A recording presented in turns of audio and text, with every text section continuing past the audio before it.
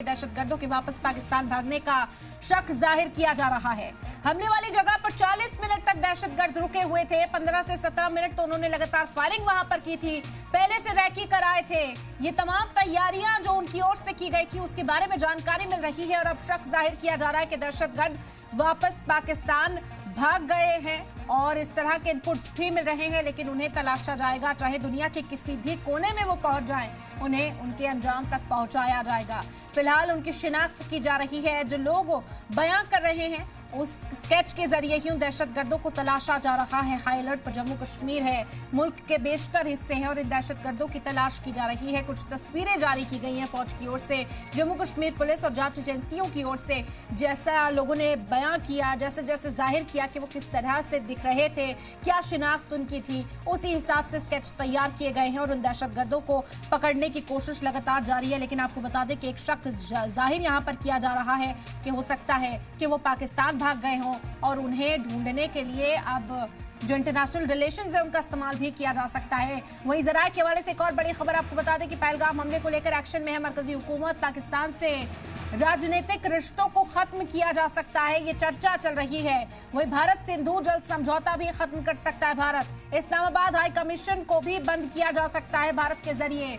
तो ये बड़े अपडेट्स इस खबर से जुड़े हुए आप तक पहुंचा रहे हैं। भारत में इस वक्त गुस्सा है, हिंदुस्तान में इस वक्त गुस्सा है। इन दहशतगर्दों को बख्शा नहीं जाएगा और ना तो पाकिस्तान को बख्शा जाएगा। पाकिस्तान को इसका हिसाब चुकाना होगा। इस वक्त पूरी दुनिया हिंदुस्तान के साथ खड़ी है और पाकिस्तान को आईना दिखाने का वक्त आ गया है। हिंदुस्तान इसका जवाब जरूर देगा और फिलहाल जो कदम हिंदुस्तान की ओर से उठाए जा रहे हैं उनमें से कुछ ये भी हो सकते हैं कि राजनीतिक रिश्ते जो हैं वो पाकिस्तान से पूरी तरह से खत्म कर दिए जाएं। भारत सिंधु जल समझौता खत्म कर दिया जाए पाकिस्तान के साथ। इसके अलावा इस्लामाबाद हाई कमीशन को भी बंद किया जा सकता है भारत के अंदर। ये वो अहम कदम है जो भारत सबसे पहले उठा सकता है। अपनी नाराजगी का इजहार करते हुए पाकिस्तान को भारत के गुस्से का सामना करना होगा और अब उम्मीद जाहिर की जा रही है कि पाकिस्तान को घर में घुसकर एक बार फिर से भारत आईना दिखा सकता है।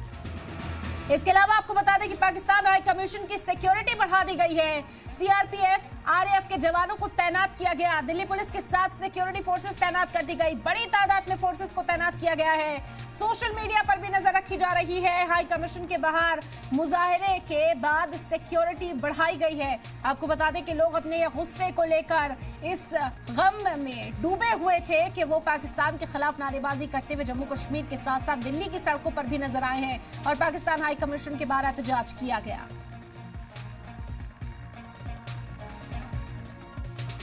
पहलगाम में कायराना हमले के बाद लगातार सुरक्षा एजेंसियां अलर्ट पर है। दिल्ली के पाकिस्तान एम्बेसी के बाहर भी सुरक्षा कड़ी कर दी गई। दरअसल कई हिंदू संगठन यहां पर प्रोटेस्ट करने के लिए आने वाले हैं। ऐलान किया कि जिस तरीके से पाकिस्तानी से जो आतंकी हमले कराया जा रहा है उसके विरोध में यहां पर सुरक्षा बढ़ा दी गई है। इसलिए हिंदू संगठन यहां पर अपना विरोध प्रदर्शन करना चाहते हैं और ये तस्वीरें देखिए पाकिस्तान एम्बेसी के ठीक बाहर की लगभग 200 मीटर का ये स्ट्रेच देखिए जहां पर भारी संख्या में सुरक्षा बलों को तैनात किया गया। दिल्ली पुलिस की टीम यहां पर मौजूद है।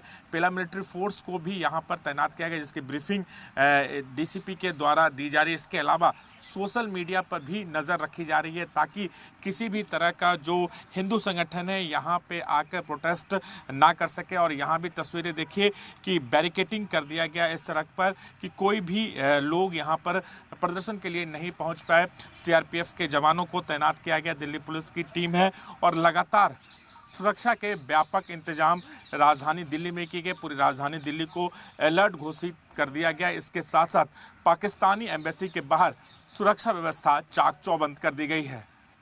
राजू राज, जी मीडिया, दिल्ली।